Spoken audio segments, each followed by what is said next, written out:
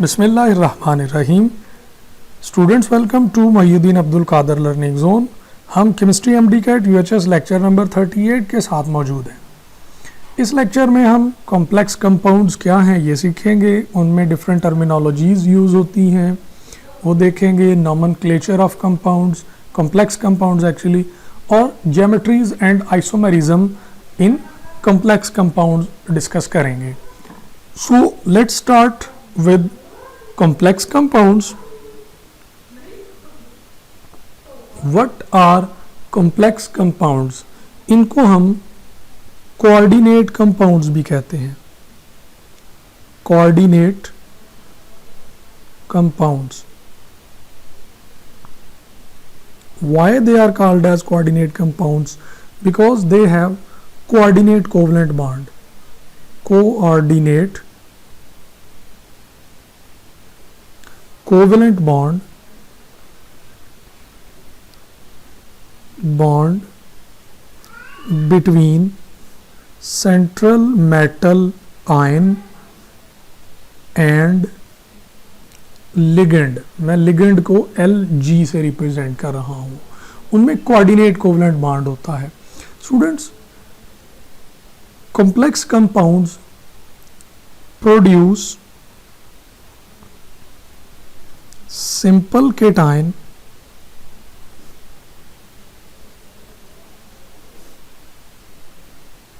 and complex anion and vice versa। यानी cation simple हो और एनाइन कॉम्प्लेक्स हो, एनाइन सिंपल हो और केटाइन कॉम्प्लेक्स हो, ये दोनों मुमकिन है। मैं इनकी एग्जांपल्स को अलग से डिस्कस करता हूँ। सेकंड बात ये है कि कैपेबल ऑफ इंडिपेंडेंट एग्जिस्टेंस हैं, कैपेबल टू एग्जिस्ट इंडिपेंडेंट।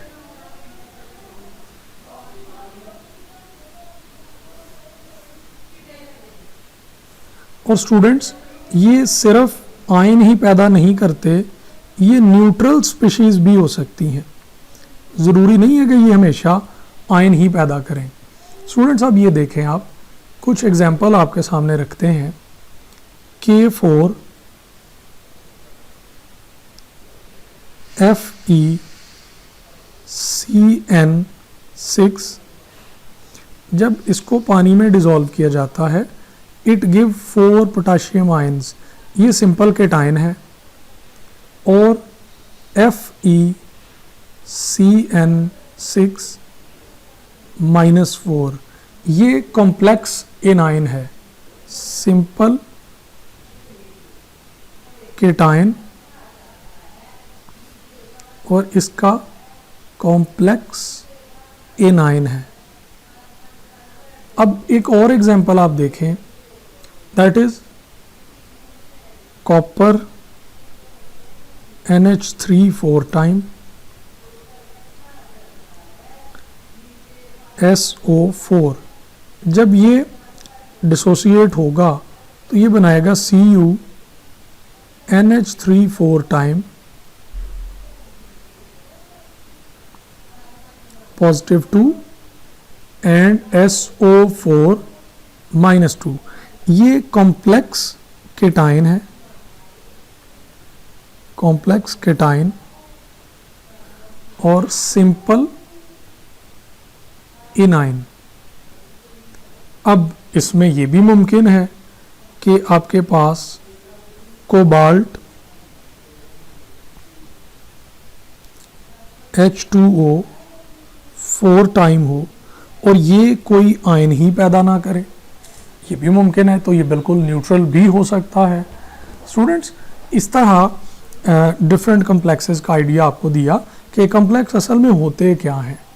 और ऊपर जो हमने बात की है कि इनमें कोऑर्डिनेट कोवलेंट बॉन्ड होता है, ये कैसे बनता है। स्टूडेंट्स, मेटल के डी सब शेल जो है उसमें एम्प्टी ऑर्बिटल्स मौजूद हो सकते हैं, उसके 4s के बाद 4p भी वेकेंट मौजूद हैं। तो लिगेंड अपना पूरा इलेक्ट्रॉन पेयर लेके आता है. Complete electron pair is shared by the ligand. It may be donated to the partially filled d और पी ऑर्बिटल्स. तो जब आप इस तरह से देखें कि ये किसी भी, ये पीछे से कॉन्फ़िगरेशन सेम चलती है सबकी, फिर 3D और फिर उसके बाद 4p आता है and so on, 4s, 3D, 4p. हमने पिछले लेक्चर में 4p को डिस्कस क्यों नहीं किया, क्योंकि वो एम्प्टी था. स्टूडेंट्स, जब लिगेंड पूरा इलेक्ट्रॉन पेयर लेके आएगा, अगर यहाँ पर एम्प्टी है तो यहाँ मिल सकता है, यहाँ पर चलें फर्ज करें कि इस तरह की कुछ कंडीशन है, 4s2 एंड 3D. तो अब आप देखें पूरे का पूरा इलेक्ट्रॉन पेयर लिगेंड किसको दे सकता है, इन ऑर्बिटल्स को. ठीक है, यहाँ पर मे बी लिगेंड अपने इलेक्ट्रॉन पेयर डोनेट कर सकें. अगर ऐसा हो जाए तो फिर ये कोऑर्डिनेट बॉन्ड बन जाते हैं और इसीलिए इनको कोऑर्डिनेशन कंपाउंड कहते हैं और ये कॉम्प्लेक्स कंपाउंड भी कहलाते हैं. स्टूडेंट्स, इनके लिए कुछ टर्मिनोलॉजीज हैं. सबसे पहला है coordination sphere. Coordination sphere.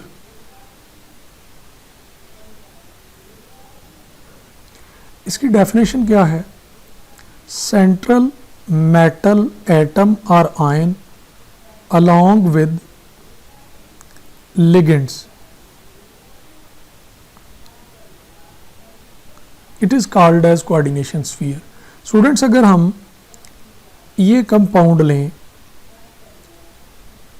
FeCN6, तो ब्रैकेट के अंदर जो कुछ भी आपको नज़र आ रहा होगा ना, ब्रैकेट के अंदर सारे का सारा वो कोऑर्डिनेशन स्फीयर होगा. लाइक इसमें मेटल एटम या आयन कौन सा है? आयरन. उसके ऊपर 6 साइनाइड लिगेंड अपने इलेक्ट्रॉन पेयर डोनेट कर रहे हैं. Cyanide, cyanide, cyanide, cyanide, cyanide, cyanide. और एज अ होल इसके ऊपर -2 चार्ज है, -4 चार्ज है, क्योंकि 6 साइनाइड की वजह से -6 और आयरन +2 है. तो ओवरऑल कितना बचा? ये बचा -4. और स्टूडेंट्स, जो पोटाशियम है वो उस -4 को न्यूट्रल कर रहे होते हैं, 4 पोटाशियम पॉजिटिव आयन. तो ये जो ब्रैकेट के अंदर आपको रिप्रेजेंट करके दिया है, ये कोऑर्डिनेशन स्फीयर है. इसमें जिक्र आया लिगेंड का. लिगेंड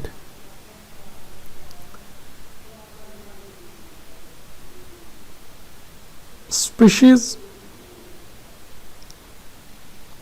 surround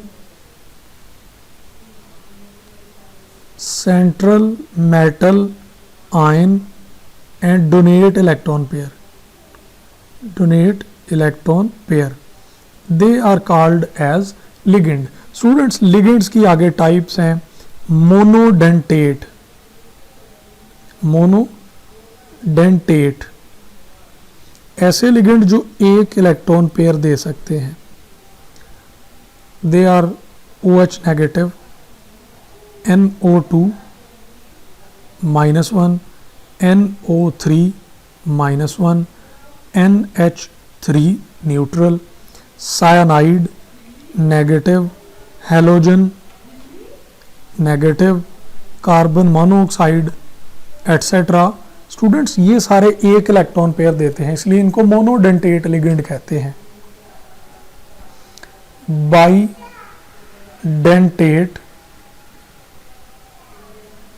जो 2 इलेक्ट्रॉन पेयर दे सकती हैं. इनमें NH2 हाइड्राजीन, इसको इकट्ठा N2H4 लिखा जाता है. ऑक्सालेट C2O4 -2, ऑक्सालेट ये भी बाइडेंटेट लिगेंड है। बहुत सारे और हमारी बुक में तो नहीं है, लेकिन मैं आपको सिर्फ एक आइडिया देने के लिए, हमारी बुक में तो सिर्फ इन्हीं दो का जिक्र हुआ है। NH2 इसे कहते हैं इथाइलिन डाइएमाइन, इथाइलिन डाइएमाइन ये भी बाइडेंटेट है। आप इथाइलिन ग्लाइकोल की बात कर लें,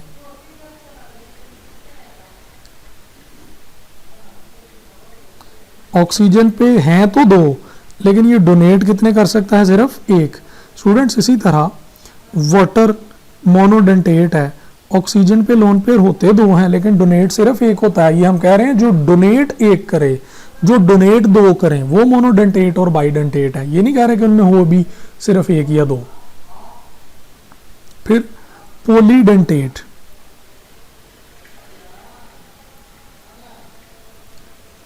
पोलीडेंटेट जिनमें दो से ज्यादा लिगेंड इलेक्ट्रॉन पेयर डोनेट हो सकते हो। स्टूडेंट्स इसमें मैं बस एक एग्जांपल डिस्कस कर देता हूँ, ये भी हमारी बुक में नहीं है, just to give you idea कि कभी कभी इस तरह के टर्म्स यूज हो तो आप परेशान ना हो। CH2COOH नेगेटिव, नाइट्रोजन पे लोन पेयर है, CH2COO negative, CH2 COO negative, COO negative.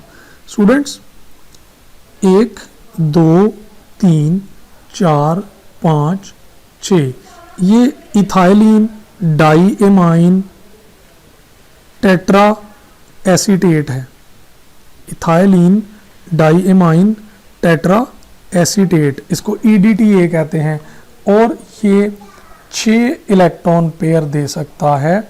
इसी तरह और भी बहुत सारे लिगेंड्स हैं जो 2 से ज़्यादा इलेक्ट्रॉन पेयर दे सकते हैं। हमने सिर्फ एक आइडिया डिस्कस करना था तो एक एग्जांपल डिस्कस कर ली है। तो ये आपको जो टर्म मिली वो denticity, number of electron pair that one ligand can donate. Next is coordination number.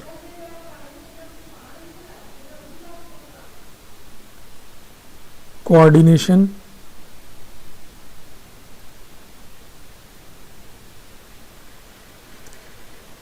number, number of total number of electron pairs donated to central metal atom or ion is called as coordination number। Students 2 example देखें, आपको ये idea clear हो जाएगा। FeCN6 और दूसरी example है platinum chloro nitro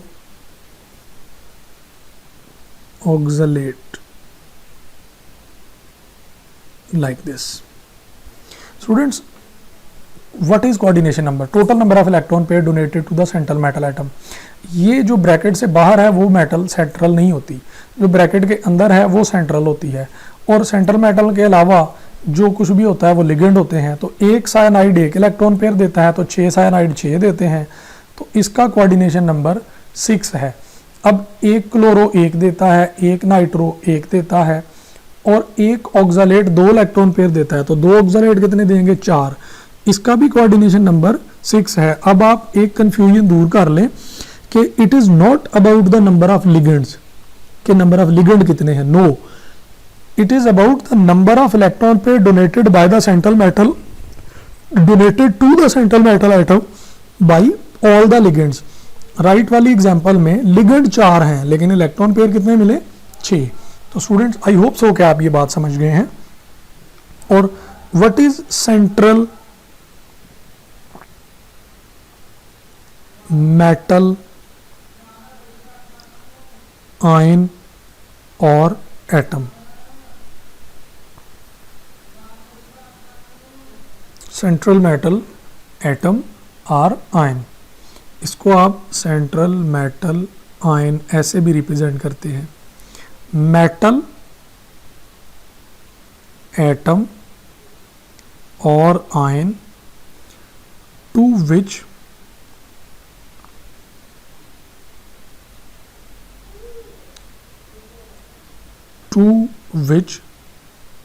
ligands donate electron pair. It is called as central metal atom and ion. Students ऊपर वाली एग्जांपल्स देखें तो इधर प्लाटिनम सेंट्रल मेटल है जो ब्रैकेट के अंदर लिखा होगा, इस तरफ आयरन है और बहुत सारी एग्जांपल्स आ जाएंगी. अब आप डिस्कशन करें, कोऑर्डिनेशन नंबर आपने बात कर ली. कोऑर्डिनेशन नंबर के साथ स्टूडेंट्स कुछ चीज़ें रिलेटेड हैं. हाइब्रिडाइजेशन, उनके ज्योमेट्रीज, उनकी शेप्स और उनके एंगल्स, उसका भी एक रफ सा आइडिया डिस्कस कर लें. कोऑर्डिनेशन नंबर ये बड़ा इंटरेस्टिंग और इम्पॉर्टेंट टेबल है. हाइब्रिडाइजेशन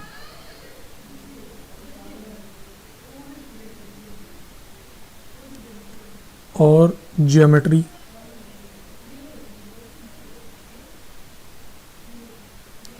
और बॉन्ड एंगल्स. Coordination number 2, 3, 4, 5, 6. ये 4 जानबूझ के 2 दफ़ा लिखा है. अगर कोऑर्डिनेशन नंबर 2 होगा तो हाइब्रिडाइजेशन SP होगी.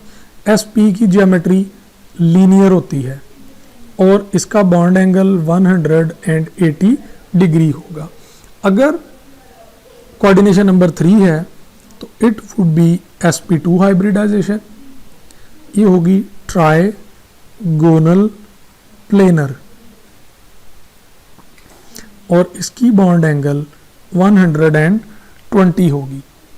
अगर कोऑर्डिनेशन नंबर 4 होगा तो ये sp3 भी हो सकती है और ये dsp2 भी हो सकती है. आपको हिंट दे दूं कि कॉपर पॉजिटिव 2 के लिए और निकल पॉजिटिव 2 के लिए मोस्टली ये dsp2 होती है. बाकियों में मोस्ट ऑफ द टाइम ये sp3 ऑब्जर्व की जाती है. जाहिर है ये एक रफ सा गैस है, नॉट ऑलवेज, लेकिन मोस्ट प्रोबेबली ये फॉलो होगा. अगर sp3 हो तो टेट्राहेड्रल ज्योमेट्री होगी और अगर dsp2 होगी तो वो स्क्वायर प्लेनर. और टेट्राहेड्रल का बॉन्ड एंगल 109.5 डिग्री और स्क्वायर प्लेनर का बॉन्ड एंगल 90 भी होता है और 180 भी होता है. मैं भी एक्सप्लेन कर देता हूँ कि 90 और 180 कैसे होता है, पहले ये मुकम्मल कर लें. अगर 5 कोऑर्डिनेशन नंबर आए तो इट इज़ dsp3 और ये होगी trigonal bipyramidal. Trigonal bipyramidal, ये शॉर्टकट कर दिया PM पिरामिडल. इसमें बॉन्ड एंगल 90 भी होगा, 120 भी होगा और 180 भी होगा. 3 तरह के बॉन्ड एंगल्स होंगे, एक्सप्लेन कर लेते हैं बाद में. नेक्स्ट है D2sp3 होगा और इसको आप ऑक्टाहेड्रल भी कहते हैं. इसको आप स्क्वायर प्लेनर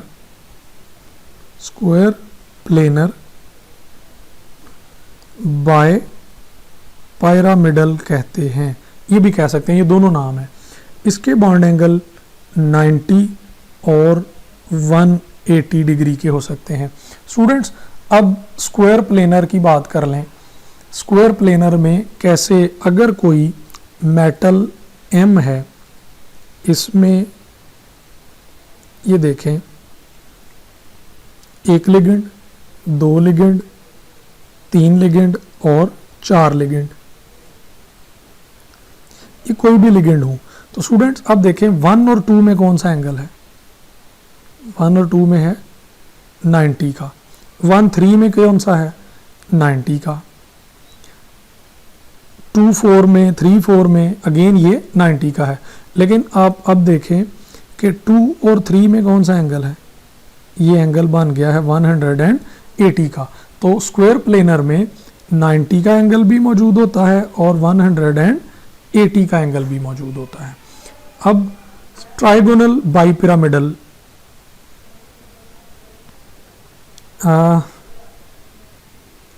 ट्राइगोनल बाईपिरामिडल नहीं, ट्राइगोनल, हाँ ठीक है, ट्राइगोनल बाईपिरामिडल। स्टूडेंट्स अगर सेंटर में M हो और 1 2 3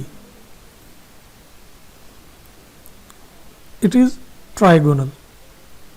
अब इस पे बाईपिरामिडल कैसे, स्टूडेंट्स इसके ऊपर भी एक लगेगा 4 और एक इस ट्राइगोनल ट्राइएंगल के नीचे की जानब होगा 5। अब आप ऑब्जर्व करें 4 को 3 से ऑब्जर्व करें तो ऐसा लगता है कि ऊपर 4 का एक पिरामिड बना हुआ है, और इसी तरह अगर 5 को ऐसे ऑब्जर्व करें तो ये उसके नीचे की जानब एक पिरामिड बना हुआ है। तो 4 और 3 का एंगल कौन सा है, 90 का एंगल है।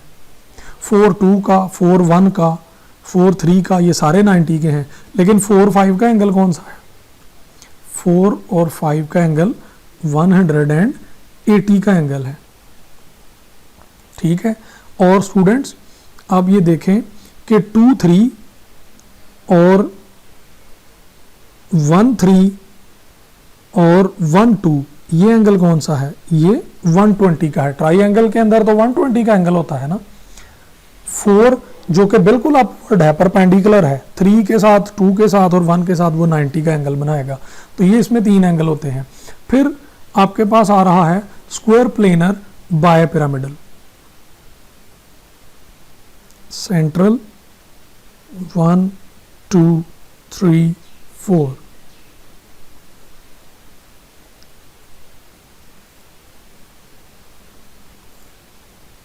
ये हुआ। अब 5 अपवर्ड, अगर मैं 5 को यहां पे मिलाऊं तो 5 आपको एज अ पिरामिड नजर आ रहा होगा, और एक 6 वाला डाउनवर्ड है। इसको अगर मैं मिलाऊं ऐसे तो ये एक डाउनवर्ड पिरामिड बनाता है। तो स्क्वायर प्लेनर के अपवर्ड भी पिरामिड है और डाउनवर्ड भी पिरामिड है। स्टूडेंट्स अब स्क्वायर प्लेनर में 90 का और 180 का एंगल होता है। अगर आप देखें कि सिर्फ ग्रीन को देखें 1 4 1 2 2 3 3 4, ये 90 के एंगल्स हैं। It is angle of 90। और अगर आप M के रेफरेंस से 1 और 5 में एंगल देखें तो ये भी एंगल कितने का है, 90 का। और अगर आप 1 3 को देखें तो 1 3 is opposite to each other, 5 6 it is opposite to each other. तो ये कितने का हो गया, 180 का। तो इसमें सिर्फ दो ही तरह के एंगल हो सकते हैं, 90 का और 180 का। आपको इतनी ज़्यादा बहुत ज़्यादा डिटेल की ज़रूरत नहीं है, लेकिन आपको ये आइडिया दे दिया कि ये एंगल इनके साथ रिलेटेड हो सकते हैं।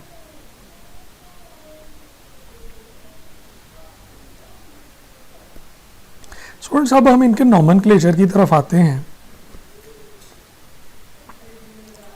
Nomenclature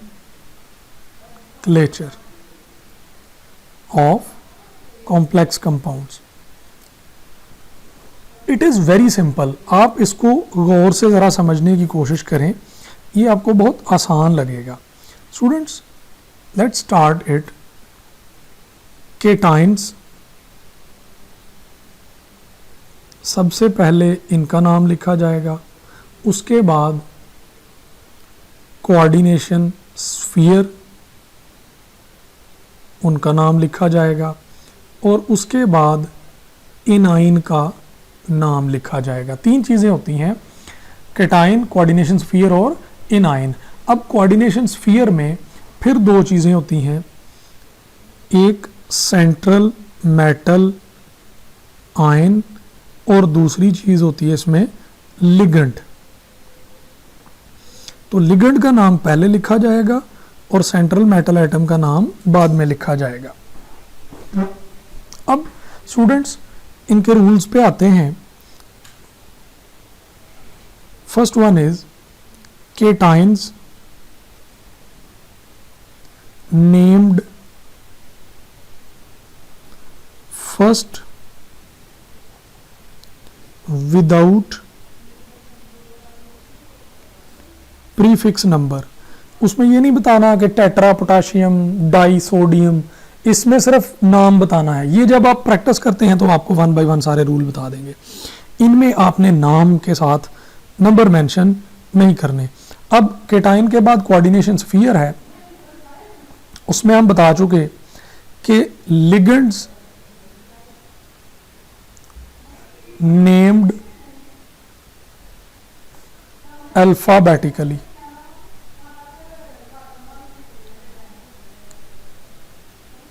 with prefix number, with prefix number। आपने लिगेंड की तादाद बतानी है कि लिगेंड कितने हैं, डाई साइएनो, टेट्रा साइएनो, इस तरह से। और स्टूडेंट्स लिगेंड का नाम एक तो अल्फाबेटिकल लिखना है और नंबर भी लिखने हैं। अब लिगेंड के नाम के अंदर सब रूल्स हैं कि इनायनिक लिगेंड जिन पर नेगेटिव चार्ज हो उनमें सुफिक्स ओ यूज करना है, यानी उनके नाम के एंड पे ओ आएगा। For example chloro, bromo, iodo, fluoro, इसी तरह NO2-1 ये है नाइट्रो, NO3-1 ये है नाइट्रेटो, इसके अलावा CO3-2 ये है कार्बोनेटो, C2O4-2 ऑक्सालेटो, हर एक के नाम के एंड पे ओ आ रहा है। OH नेगेटिव हाइड्रो ऑक्सो, अगर एसीटेट ग्रुप हो तो उसको बोलोगे एसीटेटो। स्टूडेंट्स ये आपने नाम इनके लिख दिए हैं। सल्फर का -2 होता तो सल्फाइडो, अगर NH2 होता नेगेटिव, ये NH3 अमोनिया नहीं है, ये एमाइनो होता, यानी उनके नाम के एंड पे O आएगा अगर नेगेटिव चार्ज वाला लिगेंड होगा। और अगर न्यूट्रल लिगेंड हो, न्यूट्रल लिगेंड उनके नेम अनचेंज्ड भी होते हैं और स्पेशल भी होते हैं। अनचेंज्ड और special name, for example water तो उसको बोलेंगे एक्वा, कार्बन मोनोऑक्साइड तो उसको बोलेंगे कार्बोनाइल, NH3 तो उसको बोलेंगे एमाइन,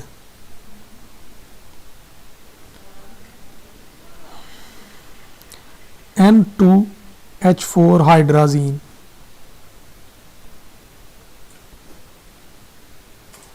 बहुत से और हो सकते हैं लेकिन हमारी बुक में यही डिस्कस किए गए हैं, इतने ही काफ़ी हैं हमारे लिए। हाइड्राजीन। इसके बाद ये हो गया सेंट्रल मेटल एटम के अलावा हिस्सा कोऑर्डिनेशन स्फीयर का, कि लिगेंड का नाम लिखें। 3 बातें, सबसे पहले अल्फ़ाबेटिकल बात है, फिर नंबर भी लिखना है और नेगेटिव के नेम के एंड पे ओ लगाना है और न्यूट्रल के नाम को या अनचेंज्ड रखना है या स्पेशल नेम है जो बता दिए गए हैं। उसके बाद सेंट्रल मेटल आयन या सेंट्रल मेटल एटम, इसका नाम लिखने में दो कंडीशन है, अगर उस ब्रैकेट पे पॉजिटिव चार्ज आए या ज़ीरो यानी कोई चार्ज ना हो तो अनचेंज्ड मेटल नेम होगा, और अगर उस पे नेगेटिव चार्ज आएगा तो सुफिक्स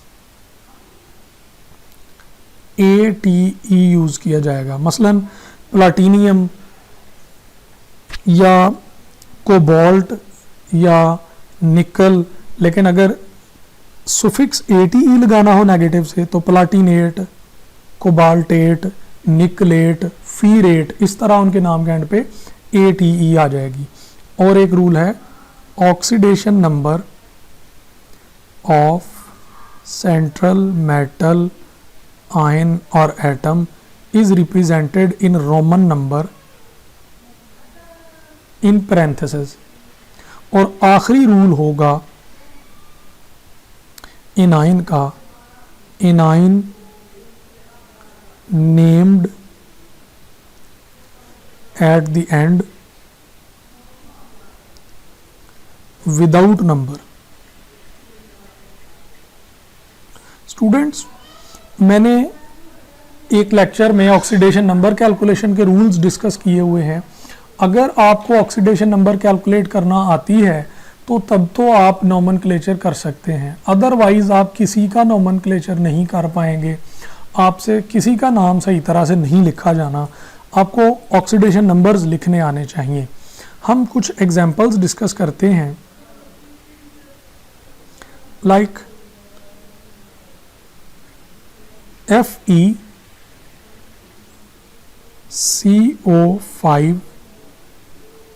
ये एक कॉम्प्लेक्स कंपाउंड है।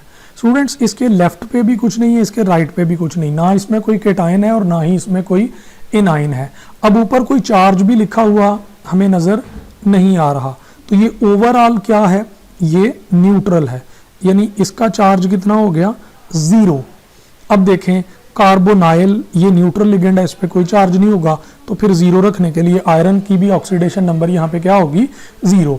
अब पहले केटाइन का नेम, केटाइन नहीं है, अब पैरेंथेसिस में लिगेंड का नेम, पेंटा कार्बोनाइल, पेंटा कार्बोनाइल। अब लिगेंड का नाम हो गया, सेंट्रल मेटल एटम का नाम ओवरऑल 0 या पॉजिटिव हो तो फिर नाम चेंज नहीं करते। आयरन, आयरन, उसके बाद उसकी oxidation number in Roman numbers 0, penta carbonyl iron 0, ये इसका नाम हो गया। नेक्स्ट है कोबाल्ट, NH3 6 टाइम,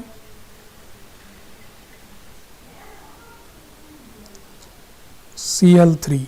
स्टूडेंट्स, जब केटाइन या एनाइन हो तो सबसे पहले उनकी ऑक्सीडेशन नंबर की बात करें। एक क्लोरीन -1 होता है और 3 क्लोरीन है तो ये -3 हो गया। अब पैरेंथेसिस पूरी की पूरी, इसको 0 अगर न्यूट्रल बनाना है तो +3 होनी चाहिए। अब अमोनिया पे तो कोई चार्ज नहीं होता, ये न्यूट्रल लिगेंड है, तो फिर कोबाल्ट पे +3 होगा ताकि ओवरऑल +3 बच जाए। तो अब केटाइन मौजूद नहीं है, उसका नाम भी नहीं आएगा। अब अमोनिया, तो इसका नाम है हेक्साएमाइन, हेक्साएमाइन। अब ब्रैकेट पे ओवरऑल पॉजिटिव है तो कोबाल्ट, नाम चेंज नहीं होगा, cobalt. Oxidation number of cobalt कितनी है, 3। ये पॉजिटिव या नेगेटिव में नहीं इधर मेंशन करनी, ब्रैकेट में सिर्फ नंबर लिखना है, रोमन नंबर। और क्लोरीन 3 है तो एनाइन का भी नंबर नहीं लिखना, सिर्फ क्लोराइड लिखना है, क्लोराइड। हेक्साएमाइन, cobalt 3, chloride. आपने देखा अगर आपको ऑक्सीडेशन नंबर नहीं आते तो फिर आपने नाम में ऑक्सीडेशन नंबर मेंशन करने होते हैं, फिर आप कुछ भी नहीं कर सकते। नेक्स्ट एग्जांपल है FeH2O6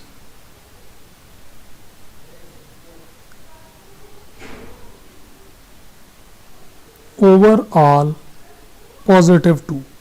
इसमें कोई केटाइन और एनाइन अगेन मौजूद नहीं है और ओवरऑल +2 लिखा हुआ है। वाटर न्यूट्रल लिगेंड है तो फिर आयरन ही +2 होगा। इसके नाम में हेक्सा एक्वा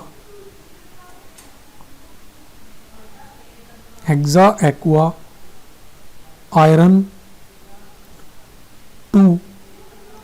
अगर स्पीशीज न्यूट्रल हो तो बस नाम खत्म, और अगर ओवरऑल चार्ज बच रहा है, स्पीशीज न्यूट्रल नहीं है, तो उसके लिए आयन लिखेंगे। स्टूडेंट्स अगर यहाँ पे नेगेटिव चार्ज भी होता तो केटाइन या एनाइन नहीं लिखना, सिर्फ आयन मेंशन करना था, आयन।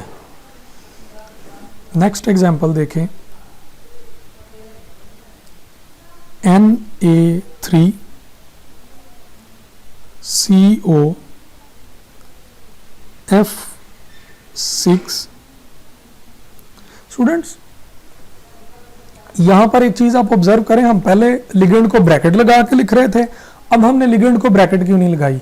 अगर ग्रुप ऑफ एटम का लिगेंड हो तो उस पे आप ब्रैकेट लगाते हैं, और अगर सिंगल एटम का लिगेंड हो यानी फ्लोरीन, क्लोरीन, ब्रोमीन, तो उनके लिए ब्रैकेट नहीं लगानी, क्योंकि क्लोरीन Cl है तो क्लोरीन एक ही चीज का सिंबल है ना। अब देखें CO carbon oxygen, NH nitrogen hydrogen, more than one atom के अगर उस पूरे ग्रुप में आ रहे हो तो फिर उस पर ब्रैकेट लगाते हैं मोर देन वन टाइम के लिए।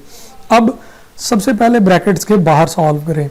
सोडियम +1 होता है, 3 सोडियम है, तो फिर ओवरऑल ये -3 होना चाहिए। स्टूडेंट्स एक फ्लोरीन -1 है, तो फ्लोरीन कितने हैं टोटल? 6। इसको -3 बनाने के लिए कोबाल्ट +3 होना चाहिए। ये मैं माइनस को थोड़ा हटा के लिख देता हूं। हाँ, अब सबसे पहले केटाइन का नाम सोडियम, तादाद नहीं लिखनी इसकी, सोडियम। अब लिगेंड इनाइनिक है तो फ्लोरीन की बजाय फ्लोरो, हेक्सा फ्लोरो। अब कोबाल्ट का नाम, स्टूडेंट्स ओवरऑल यहां पर देखें नेगेटिव आया है, पहले सारे या पॉजिटिव आ रहे थे या न्यूट्रल आ रहे थे। जब पैरेंथेसिस पे नेगेटिव चार्ज आए तो उसके नाम के एंड पे ATE, कोबाल्ट से कोबाल्टेट।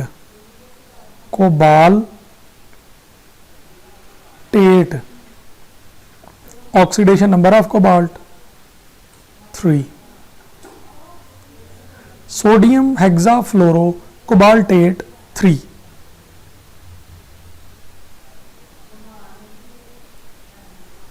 अब नेक्स्ट है K2CuCN 4 टाइम।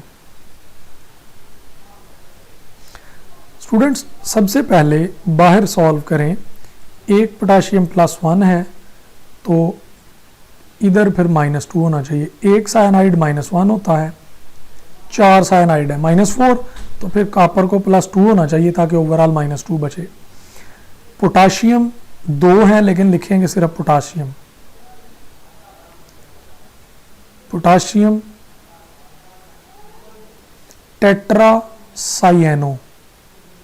टेट्रासाइएनो, क्योंकि साइनाइड नेगेटिव है इसलिए इनके एंड पे O, टेट्रासाइएनो।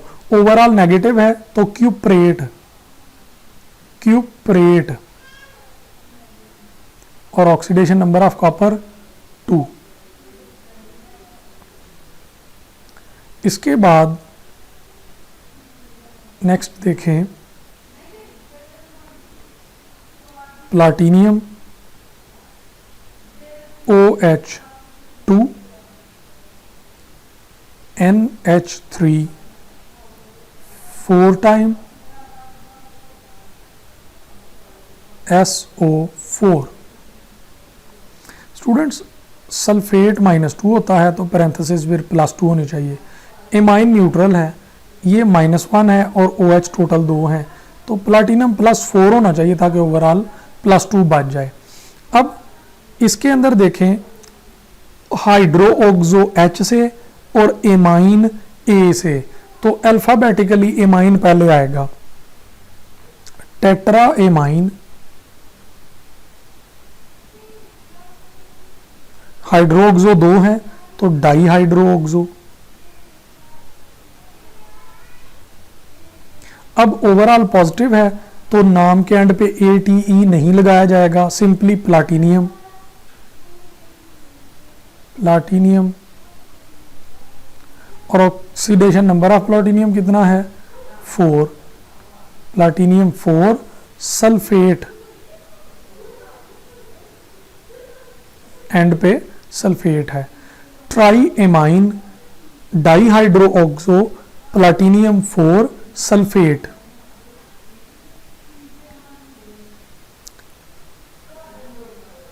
क्रोमियम OH3, सॉरी 3 बाहर लिखेंगे, OH3 H2O थ्राइस। अब ओवरऑल ना केटाइन है ना एनाइन है तो ये न्यूट्रल हुआ है। एक वाटर 0 होता है तो 3 भी 0 ही होंगे। एक OH-1 है तो 3 -3 बन गए और क्रोमियम +3 बन गया। इसमें हाइड्रोक्सो और एक्वा है। Try aqua, try aqua, try hydroxo,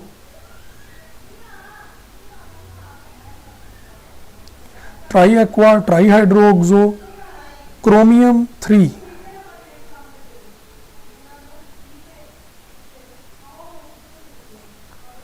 chromium 3। Chromate क्यों नहीं? क्रोमेट इसलिए नहीं क्योंकि ओवरऑल न्यूट्रल है, पॉजिटिव या न्यूट्रल हो तो उस पर ओवरऑल ATE नहीं लगाया जाता, नेगेटिव के साथ ATE लगाया जाता है। स्टूडेंट्स आपकी बुक में 16 एग्जांपल्स गिवन है, आप उनको सॉल्व करें। कोई मसला हो तो मुझे आप कमेंट्स में लिख दें, मैं आपको सॉल्व कर दूंगा, या लेक्चर में मेरा व्हाट्सएप नंबर दिया होता है, आप वहाँ पे शेयर कर दें, कोई भी क्वेश्चन हो मैं वहाँ पे आंसर कर दिया करूँगा। अब एक और क्वेश्चन आपको बता रहा हूँ, that is very interesting question. ये आपकी एक्सरसाइज का है लेकिन आपको इसका आइडिया देना चाहता हूँ। Which one is correct formula of complex alpha platinum NH3 4 time chlorine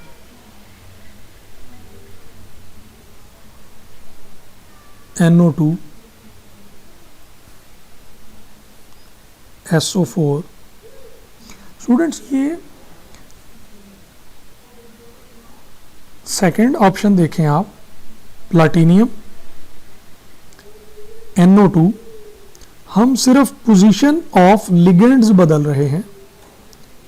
NH3 4 time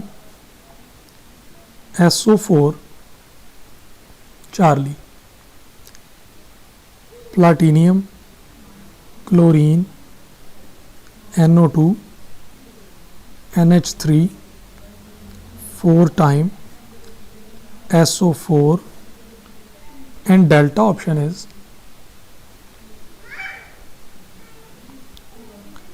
platinum, chlorine, NH3 4 time NO2 SO4। Correct formula कौन सा है? तो students for the correct formula एक बड़ी सिंपल सी हिंट है कि केटाइन सेंट्रल मेटल एटम या ion, उसके बाद anionic ligand, anionic ligand alphabetical, alphabetical, उसके बाद न्यूट्रल लिगेंड अल्फाबेटिकल,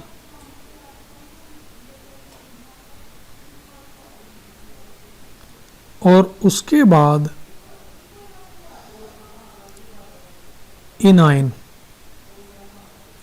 स्टूडेंट्स, अब आपके पास लिगेंड कौन सा है? आपके पास क्लोरीन है, आपके पास NH3 है, न्यूट्रल है, आपके पास NO2 है, नेगेटिव है।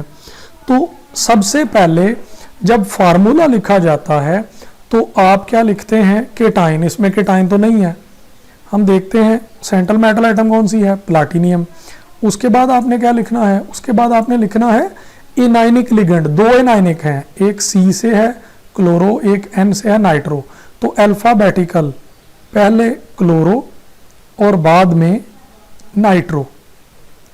पहले इनाइनिक, और अगर एक से ज़्यादा इनाइनिक है तो वो अल्फाबेटिकल हो गए, और उसके बाद न्यूट्रल, और अगर एक से ज़्यादा न्यूट्रल हैं तो वो भी अल्फाबेटिकल हो गए, और उसके बाद NH3 4 टाइम SO4।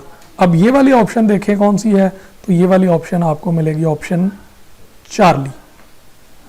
आई होप सो कि आपको नाम से फार्मूला कैसे बनाना है ये पता चल गया होगा। अब इसके रिलेटेड एक और इंटरेस्टिंग MCQ है।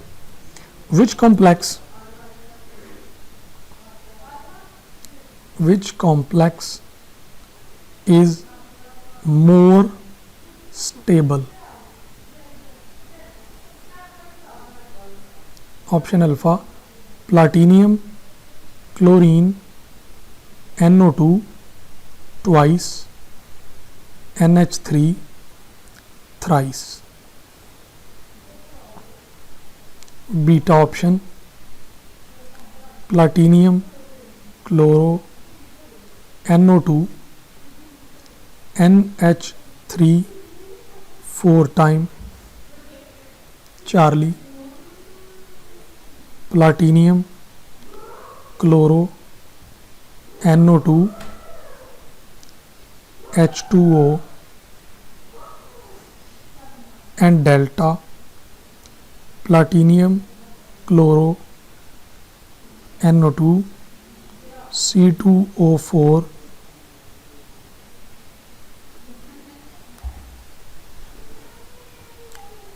स्टूडेंट्स यहाँ पर अब आप एक बात समझें।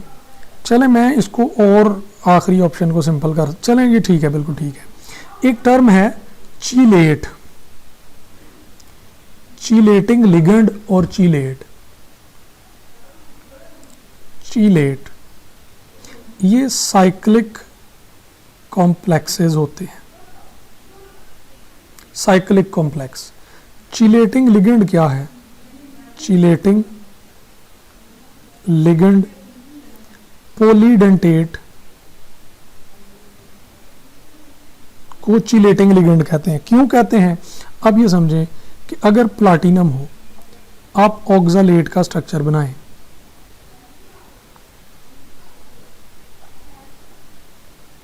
नेगेटिव, एक और ऑक्सालेट दूसरी तरफ लेकर आए,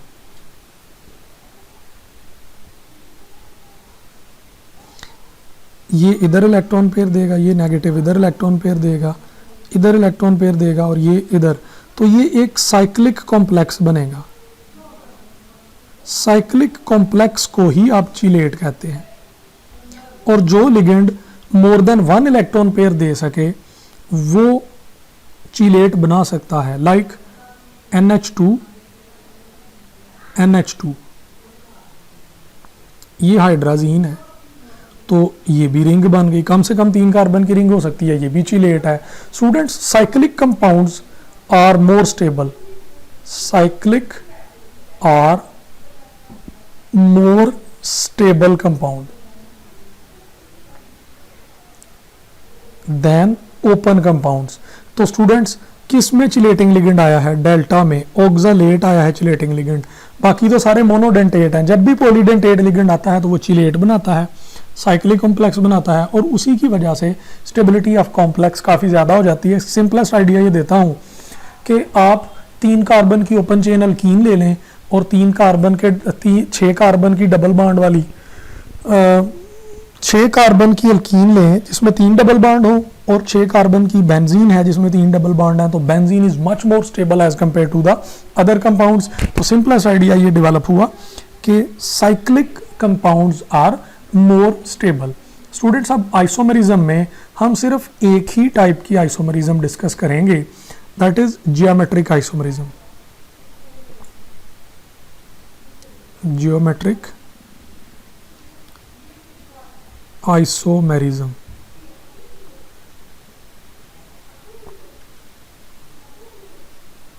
और ये सिर्फ उन कॉम्प्लेक्सेस में करनी है जिनमें कोऑर्डिनेशन नंबर 4 है और 6 है।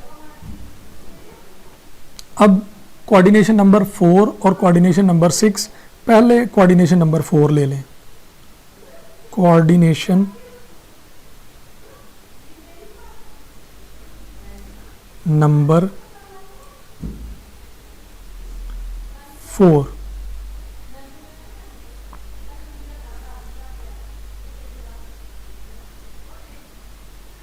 कोऑर्डिनेशन नंबर 4 अगर होगा तो इसकी हिंट ये है, identical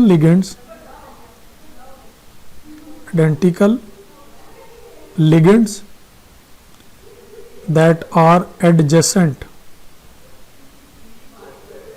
they have angle of 90 degree. Identical ligands that are diagonal, they have angle 180 degree. अगर 90 का एंगल हो तो आप उसको सिस फॉर्म कहते हैं, और अगर 180 का हो तो फिर आप उसको ट्रांसफॉर्म कहते हैं। स्टूडेंट्स ये स्क्वायर प्लेनर में होगा, tetrahedral do not show, tetrahedral do not show cis trans. इसमें जियोमेट्रिकल आइसोमरिज्म नहीं होगी टेट्राहीड्रल में। फिर एक और बड़ा इंटरेस्टिंग आपको बता दूं कि कोऑर्डिनेशन नंबर 6 जो है उसमें ये कैसे कैसे पॉसिबल है। अगर मेटल A2 B2 टाइप हो, यानी A2 हो B2 हो तो उसमें पॉसिबल है। अगर मेटल में A2 B C, यानी पहली ऑप्शन देखें, दो तरह के लिगेंड हैं, दो A टाइप के, दो B टाइप के, टोटल 4 लिगेंड हैं। और मेटल के साथ 3 तरह के लिगेंड हैं, 2 A टाइप के, एक B टाइप का और एक C टाइप का, फिर भी ये पॉसिबिलिटी मौजूद है। और अगर मेटल के साथ चारों लिगेंड डिफरेंट हो, A B C D, तो तब भी ये पॉसिबिलिटी मौजूद है। किसी भी और सूरत में चारों लिगेंड सेम हो तो फिर भी मौजूद नहीं है। हम तो वैसे इन दो चीज़ों को ही डिस्कस करेंगे। ये फॉर्म कॉम्प्लिकेटेड हो जाएगी आपके लेवल पर, इस पे मैं डिस्कशन नहीं करूँगा। किन में नहीं हो सकती ज़रा वो भी देख लें। M A के 3 और B एक टाइप का, इसमें जियोमेट्रिकल आइसोमरिज्म नहीं हो सकती। मेटल A B 3 टाइप, इसमें भी नहीं हो सकती। और मेटल A 4 इसमें भी नहीं हो सकती, क्योंकि चारों लिगेंड एक ही जैसे हैं। स्टूडेंट्स अब आप A2 B2 टाइप को देखें तो मैं आपको कुछ एग्जांपल देता हूं। प्लाटिनियम, ब्रोमीन,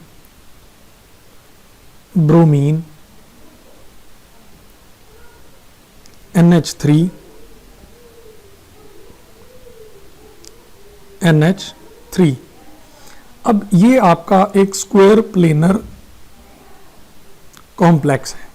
क्या इसमें सिस ट्रांस होगी? प्लाटिनियम को मेटल कह लें, ब्रोमीन को A कह लें, अमोनिया को B कह लें, A2 B2, yes cis trans isomerism होगी। ये कौन सी फॉर्म है, सिस है कि ट्रांस है? स्टूडेंट्स हिंट पे आ जाए।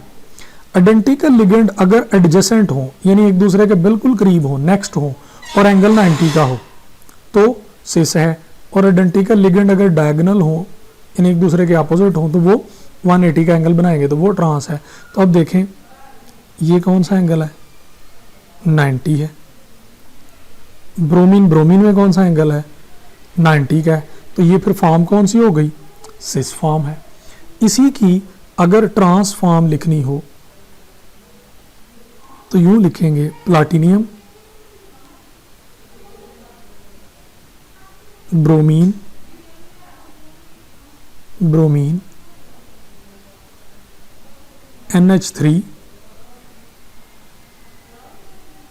NH3। स्टूडेंट्स, जो सिमिलर लिगेंड है ब्रोमीन ब्रोमीन कितने एंगल पे है, 180 के, और अमोनिया अमोनिया इनमें कौन सा है, 180 के। ये दोनों एक दूसरे के डायगोनल है ना। तो अब ये कौन सी फॉर्म आपको नजर आ रही है, ये इसकी ट्रांस फॉर्म है। अब मैं आपको एक और बात यहाँ पर एग्जांपल के तौर पर बता दूं कि अगर प्लाटिनम के ऊपर एक ब्रोमीन हो,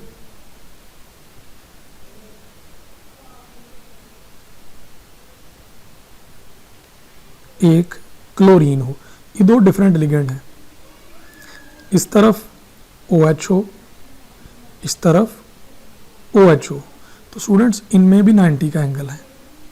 तो अब देखें ये A metal, A2B C type ligand है, AABC। तो ये कौन सी फॉर्म है, ये सिस फॉर्म है। और अगर इसी की ट्रांसफॉर्म लिखनी हो तो प्लाटिनियम OH OH ब्रोमीन, इस तरफ चले अमोनिया लगा दें, तो इसमें भी 3 तरह के लिगेंड हैं। इसमें कितना एंगल नज़र आ रहा है, 180 का।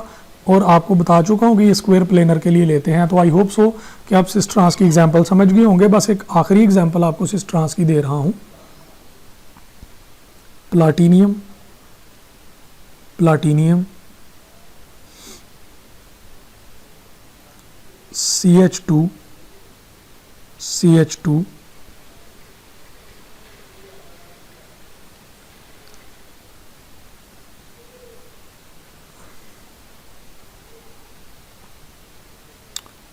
CH2। स्टूडेंट्स, इसमें आप देखें कि प्लाटिनियम के बाद NH2 और इस तरफ एसीटेट ग्रुप, ये दोनों मिले, COONH2।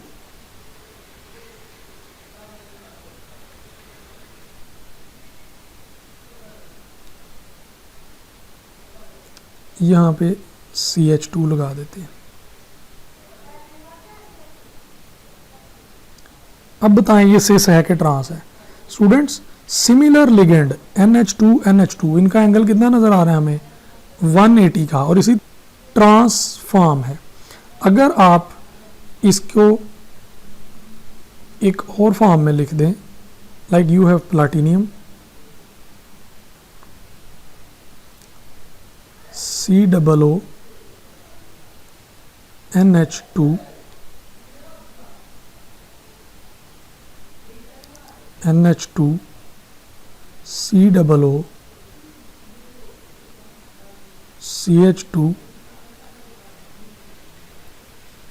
CH2। तो अब देखें यहाँ पर दो एडजेसेंट हैं और एंगल 90 का है, यहाँ पर ये दो एडजेसेंट हैं और ये एंगल 90 का है। तो ये कौन सी फॉर्म है, सिस फॉर्म है। तो ये मैंने आपको कोऑर्डिनेशन नंबर 4 में बता दिया कि इसकी कौन सी ओरिएंटेशन हो सकती है और कौन कौन से ये बना सकते हैं। अगर कोऑर्डिनेशन नंबर 6 हो, कोऑर्डिनेशन नंबर 6 हो, तो क्या कर सकते हैं हम। स्टूडेंट्स, इनमें MA2B4 यानी 2 एक तरह के और 4 दूसरी तरह के, इनमें भी हो सकती है। MA4B2 इसमें भी मुमकिन है। A4 और B4 वाला देखें सिर्फ, यही आपके लिए आसान होगा। स्टूडेंट्स, अगर आप यहाँ पर लिगेंड्स को ऐसे मेंशन करें, like we have platinum, we have 4 ammonia ligands around it,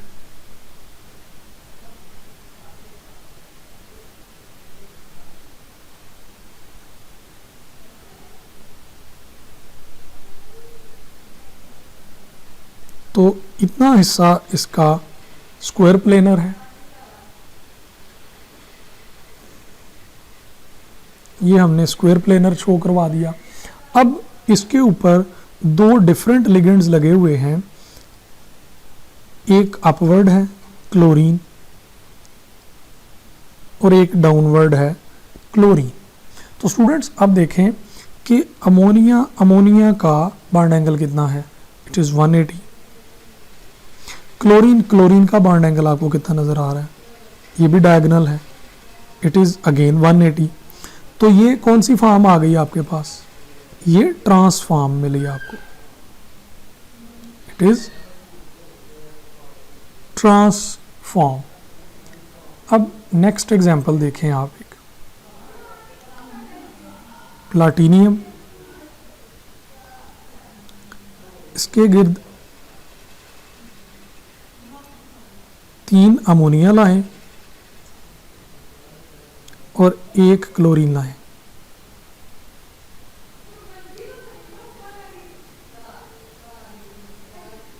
ये अब इसके लिए 1 अमोनिया ऊपर लगा दें, NH3, और 1 क्लोरीन नीचे लगा दें।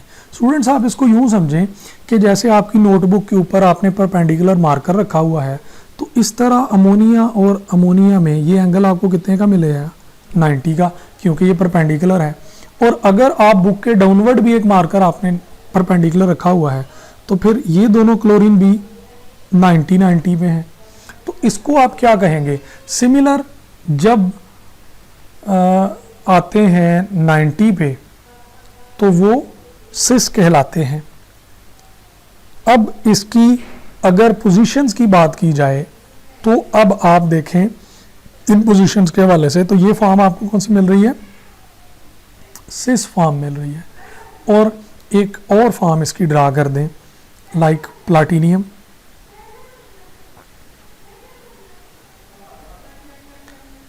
क्लोरीन,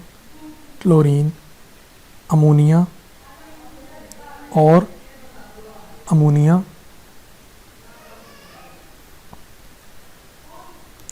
और इसमें NH3 और NH3 upward and downward.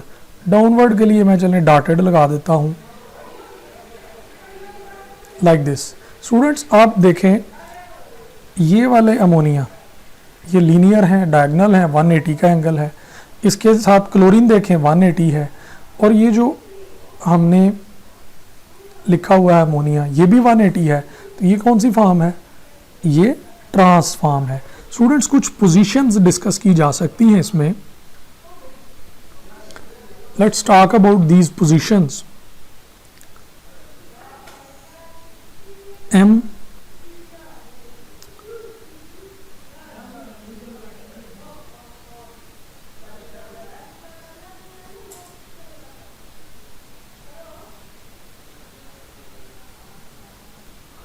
Students, इसमें हम ये देखें,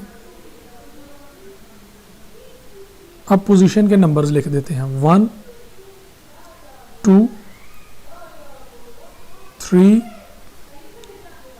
4 5 एंड 6। यहाँ पर जो 1 6 है, जो 2 4 है और जो 3 5 है, ये पोजीशन ट्रांस पोजीशंस है। अगर सिमिलर लिगेंड्स इन पोजीशंस पर मौजूद हों 1/6 पे तो ये ट्रांस होगा, अगर ये 2/4 पे होगा तो यहाँ पे 180 ये ट्रांस होगा, और अगर ये 3/5 पे होगा तो ये 180 ये ट्रांस पे होगा। तो students this is how we can guess cis and trans forms in geometrical isomerism for coordination number 6। I hope so कि ये लेक्चर आपके लिए बड़ा फ़ायदामंद होगा। अगर आपको ये लेक्चर फ़ायदामंद लगता है तो आप हमारे चैनल को सब्सक्राइब करें, लाइक करें और इसे अपने बाकी फेलोज़ के साथ शेयर करें ताकि ये चीज़ें ज़्यादा से ज़्यादा लोगों तक पहुँचें और ज़्यादा से ज़्यादा लोग इससे फ़ायदा उठा सकें। Students wait for the next lecture, till then अल्लाह हाफिज़, अस्सलामु अलैकुम।